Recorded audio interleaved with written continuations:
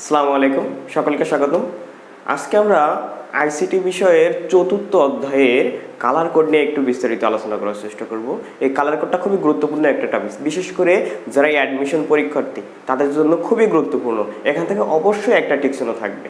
অনেকগুলো colour code আছে, এখন সবগুলো কালার কোড থেকে তো আমার প্রশ্ন থাকবে না, প্রশ্ন থাকবে যেগুলো আমাদের অতি গুরুত্বপূর্ণ সেগুলো থেকে প্রশ্ন থাকবে। আর অতি গুরুত্বপূর্ণ যে কালার কোডগুলো আছে সেগুলো আমি এখানে নাম লিখে রাখছি, লাল, সবুজ, নীল, সাদা, কালো। আপনাদের কাজ শুধু এই সিরিয়ালটা মুখস্থ করা, শুধু সিরিয়াল নাম্বারটা মুখস্থ করবেন আর প্রত্যেকটা কালার কোডের মনে রাখবেন একটা করে হেক্সাডেসিমাল কোড থাকে এবং একটা করে ডেসিমাল কোড থাকে। এখন হেক্সাডেসিমাল আর ডেসিমাল কোডটা কীভাবে আমরা মুখস্থ না করে কৌশলে শেখা যায়, আজকে আমরা সেটা শেখার চেষ্টা করব। কিভাবে মুখস্থ না করে কৌশলে শেখা যায় সেটা আমরা শেখার চেষ্টা করব আজকে।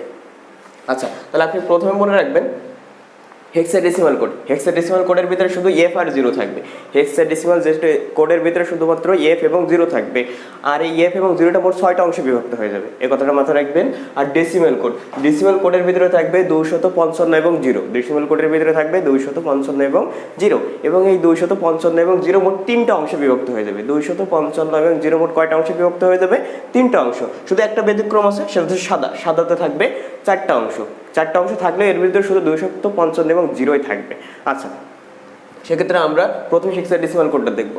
আপনি শুধু সিরিয়ালটা মুখস্থ করেন, লাল, সবুজ, নীল, সাদা, কালো। আচ্ছা, এরপর আমরা কৌশল এবার দেখার চেষ্টা করি। প্রথমে হেক্সাডেসিমাল কোড। আচ্ছা, মনে রাখবেন প্রথমে লালে হচ্ছে প্রথম দুইটা অংশ হবে আপনার এফ। লালে প্রথম দুইটা অংশ কি হবে? লালে প্রথম দুইটা অংশ হবে এফ, আর সবুজে মাঝের দুইটা অংশ হবে এফ, আর নীলে শেষের দুইটা অংশ হবে এফ। তাহলে দেখেন আমার এখানে প্রথম দুইটা অংশ এফ গেল, তাহলে বাকি যে 4টা অংশ থাকছে সবগুলো 0 হয়ে যাবে। আর এখানে মাঝের দুইটা অংশ এফ, তাহলে এই দুই পাশের দুইটা কি হয়ে যাবে? 0। আর এখানে শেষের দুইটা অংশ এফ, তাহলে প্রথম 4টা অংশ কি হয়ে যাবে? 0। তাহলে আপনি কি মনে রাখবেন? শুধু লাল, সবুজ, নীল। লালে প্রথম দুইটা অংশ এফ, সবুজে মাঝের দুইটা অংশ এফ, এবং নীলে শেষের দুইটা অংশে, আর বাদ বাকি সবগুলো 0 হয়ে গেল। আচ্ছা, এরপরে আপনি আসেন সাদা এবং কালো। সাদাতে সবগুলো এফ হয়ে যাবে এবং কালোতে সবগুলো 0 হয়ে যাবে।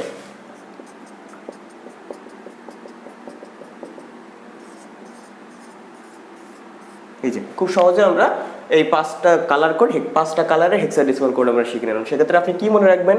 লালে প্রথম দুইটা এফ, সবুজের মাঝের দুইটা এফ এবং নীলে শেষের দুইটা এফ, বাদ বাকি সবগুলো 0। সাদাতে সবগুলো এফ আর কালোতে সবগুলো 0। এখন সাদা এবং কালোর মাঝে যদি মিশে যায়, যে সাদাতে এফ হবে নাকি কালোতে এফ হবে, এক্ষেত্রে আমরা আরো একটা কৌশল অবলম্বন করতে পারি। আপনি দেখেন ফর্সা মানে কি? সাদা না? আর ফর্সাতে যদি আপনি ইংরেজিতে বানান করতে যান তাহলে এফ আসে না প্রথমে? এফ, তাহলে সাদাই যাহাই সাদা তাহাই ফর্সা, অর্থাৎ সাদাতে কি হবে? সব এফ হবে, সাদাতে হবে এফ। আশা করি এই কৌশলটা মনে রাখলে আপনার সাদার কালোর মাঝে আর কোনো সমস্যা হবে না, আর কালোতে সব কি হবে? 0। আচ্ছা, তাহলে আমাদের হেক্সাডেসিমাল কোডটা চলে গেল। এবার আমরা আসবো ডেসিমাল কোড। ডেসিমাল কোডে মোট কয়টা অংশের কথা বলছি? ডেসিমাল কোডে মোট অংশ থাকবে 3টা। দেখছেন আমি বোঝানোর সাথে আপনাদের এখানে 3টা দাগ দিয়ে রাখছি। আচ্ছা, আরেকটা জিনিস, এই যে হ্যাশ চিহ্ন আর এই যে RGB, এটা দেখে ভয় পাওয়ার কিছু নেই, এটা হচ্ছে কমন। হেক্সাডেসিমালের ক্ষেত্রে সবার সামনে হ্যাশ চিহ্ন থাকবে, আর ডেসিমাল কোডের সামনে সবার সামনে RGB থাকবে, এই জন্য আমি আগে থেকে এটা বসায় রাখছি। আচ্ছা, তাহলে এখানে প্রত্যেকটা 3টা অংশ থাকবে। শুধু সাদাতে কয়টা অংশ হয়ে যাবে? 4টা অংশ। আর এখানে কার ভিতরে সমন্বয় থাকবে? 255 এবং 0। আচ্ছা, তাহলে প্রথমে আমরা লালে লিখি। লালে হচ্ছে প্রথমটা হবে 255, আর সবুজে হবে মাঝেরটা 255, আর নীলে হবে শেষেরটা 255। তাহলে দেখেন আগের মতো একই, লালে প্রথমটা 255, সবুজে মাঝেরটা 255, আর নীলে শেষেরটা 255। তাহলে বাদ বাকিগুলো কি হয়ে যাবে? 0। আচ্ছা, তাহলে আপনাকে শুধু এটুকু মনে রাখতে হবে, লালে প্রথমটা 255, সবুজের মাঝেরটা 255, আর নীলে শেষেরটা 255। এটুকু মনে রাখলে বাদ বাকি সবগুলো কি হয়ে যাবে? 0। আচ্ছা, এবার আমি আসি সাদাতে কি হবে? সাদাতে প্রথমটা 0 হবে আর বাদ বাকি সবগুলো 255। তাহলে সাদাতে যদি 3টা অংশ থাকতো তাহলে সবগুলো 55, 255 হতো, কিন্তু একটা অতিরিক্ত আছে, এই জন্য ওটাতে আমি কি দিয়ে দিছি? 0 হয়ে যাবে। আচ্ছা, তাহলে সাদা চলে গেল। এবার কালোতে আগের মতোই, এটা কালোতে সবসময় কি থাকবে? 0 থাকবে। যে কয়টা অংশ থাক সব কয়টা অংশ কি থাকবে? 0 থাকবে।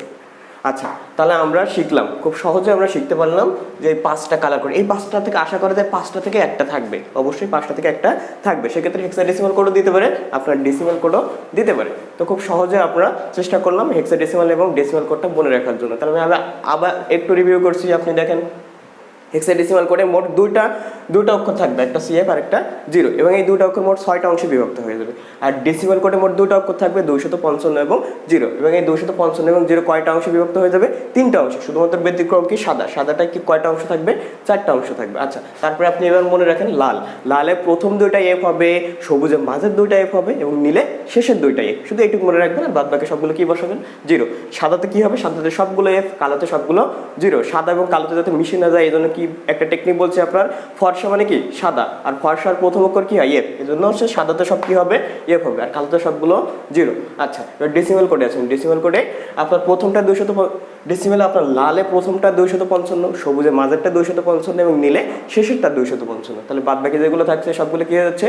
0। আর সাদাতে বলছিলাম ব্যতিক্রমে একটা বেশি থাকবে, একটা অংশ, সেটা সেই বেশিটা কি হবে? 0। আর বাদ বাকি তিনটা কি হবে? 255। আচ্ছা, আরেকটা বাকি আছে কি আপনার? কালো। তাহলে কালো হেক্সাডেসিমাল কোড বলেন আর ডেসিমাল কোড বলেন সবসময় কি থাকবে? 0 থাকবে। তো আশা করা যায় আপনাদের এটা কাজে আসবে পরীক্ষার সময়। আপনারা মুখস্থ না করে এখন এভাবে কৌশলে মনে রাখতে পারবেন। তো আমাদের আবার দেখা হবে ইনশাল্লাহ। সকালে ভালো থাকেন, সে পর্যন্ত সুস্থ থাকেন, নিরাপদে থাকেন। ধন্যবাদ সকলকে।